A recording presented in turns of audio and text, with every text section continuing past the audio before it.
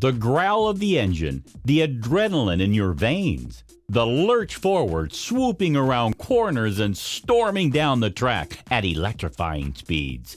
Driving a Bugatti Veyron is an unparalleled experience. It combines a harmonious balance between lift and downforce to accelerate from 0 to 100 kilometers per hour in a breathtaking 2.6 seconds. Today, we'll check out luxury 2021 Bugatti Veyron. Why so special?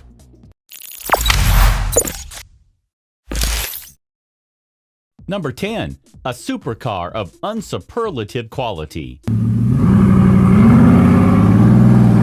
Since its launch in 2005, the Bugatti Veyron has been regarded as a supercar of superlative quality. It was a real challenge for developers to fulfill the specifications that the new supercar was supposed to meet.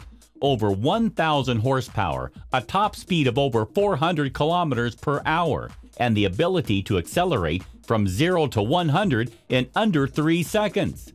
Even experts thought it was impossible to achieve these performance specs on the road. But that was not all. Bugatti set the benchmark even higher with the plan of turning the supercar into a luxury road car suitable for everyday use. The development of the Veyron was one of the greatest technological challenges ever known in the automotive industry. Barely any parts, components, or systems could be taken from existing car concepts and used in the Veyron. Everything had to be developed from scratch in order to achieve the performance specs, and then everything had to be implemented in the car.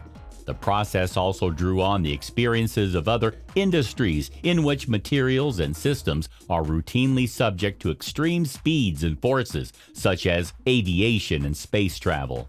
The Veyron is the first and the only supercar to be developed and constructed with a series configuration that can master any driving scenario at any time.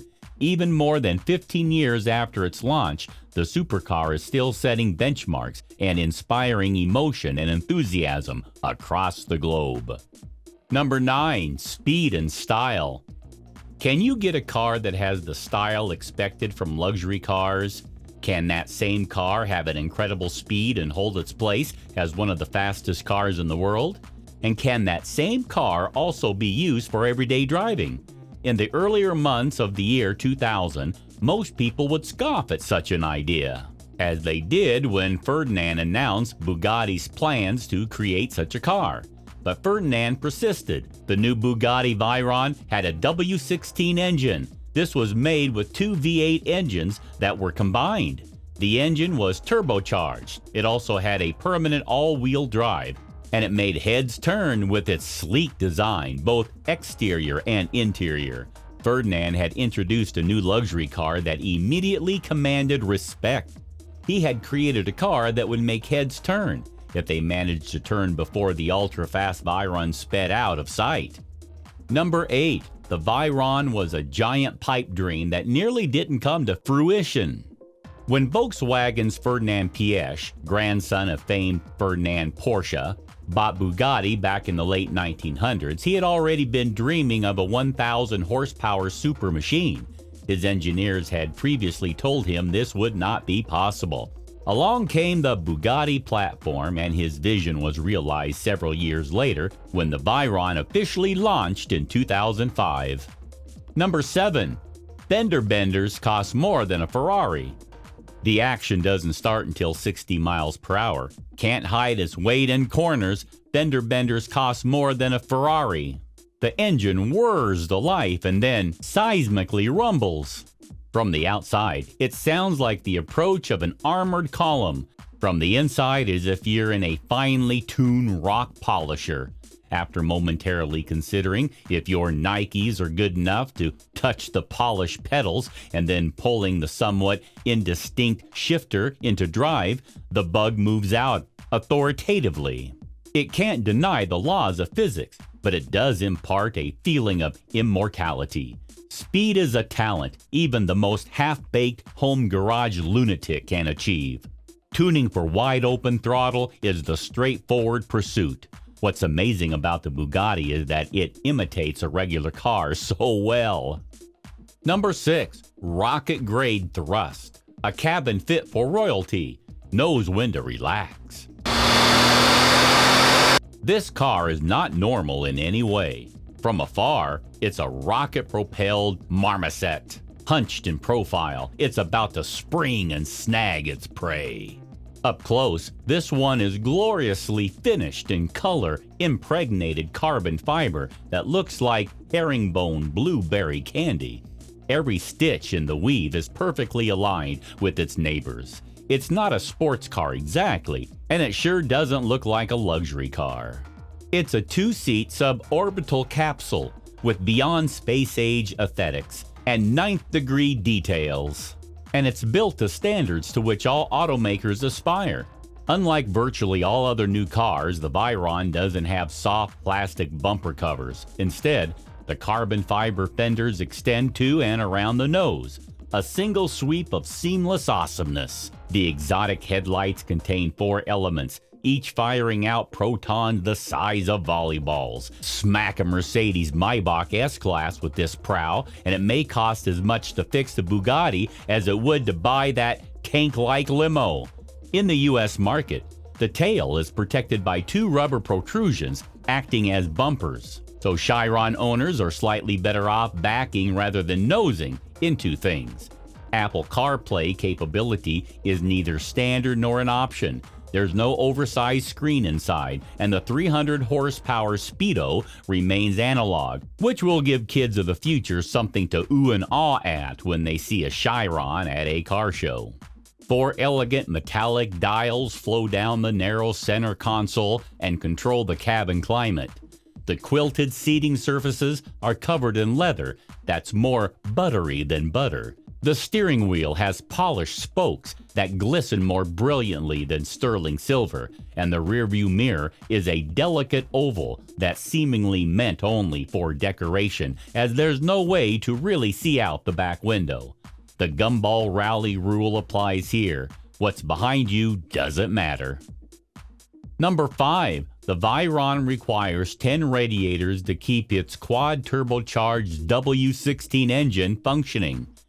3 radiators handle the engine, while another trio tackle the air-to-liquid intercoolers, a separate unit for the air conditioning. Another specifically modulates the engine oil, and yet another cools the transmission oil. One final radiator is dedicated to the differential oil. Each radiator takes 15 hours to construct, meaning the whole shebang takes nearly 4 weeks to complete the requisite 150 hours of labor. An unadulterated full-speed run in the Veyron would only last 15 minutes and would cost more than $42,000. Technically, you'd only make it 12 minutes because the 26.4-gallon fuel tank would be empty at that point. However, even if you had enough road, the Veyron can do 253 miles per hour, meaning it covers 4.21 miles a minute. You would need 50.6 miles of road to keep your foot buried for 12 minutes, but the Veyron's tires wouldn't last. They're only good enough for running at 250 miles per hour for about 15 minutes. After that, Bugatti would need to swap them for a new set, which reportedly will set you back a whopping $42,000. Number 4. Bugatti lost a heap of money making the Veyron, reportedly about $6 million per unit. The total cost to produce the Veyron's 450 examples amounted to about $1.62 billion, the bulk of which was research and development. Even selling some special versions of the Veyron for as much as $3 million per car couldn't help recoup those ginormous losses. Number 3. Veyron was a real pedigreed race car. It's not just a cool-sounding name drummed up by marketers around a whiteboard. Pierre Veyron was a champion race driver between 1933 and 1953, notching plenty of victories, including several for Bugatti. Most notably the 1939 24 Hours of Le Mans, where he piloted a Type 57S. Veyron became a test driver for Bugatti in 1932. Number 2. A car that's financially, dynamically, and cerebrally out of reach for mere mortals.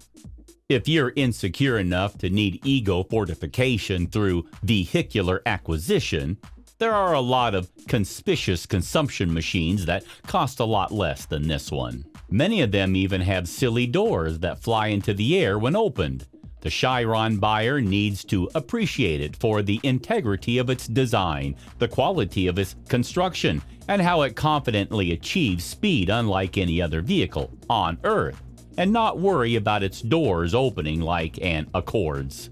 The Chiron has been around since 2016, and only now have we had a proper run with it. It's both quick and fast indeed. But here at CD, we've saved up a few more dollars and hold out for one of the 30 Chiron Supersport 300 Plus models with an additional 99 horsepower and a 300 mile per hour or so top speed, because really, why compromise? Number 1. The legend continues. Production of the Bugatti Chiron is more the norm today, but that does not lessen the intrigue of the Veyron. In fact, it makes the Veyron a greater anomaly. The Veyron usually sells for $1.5 million at a starting point. It has become a favorite amongst many celebrities.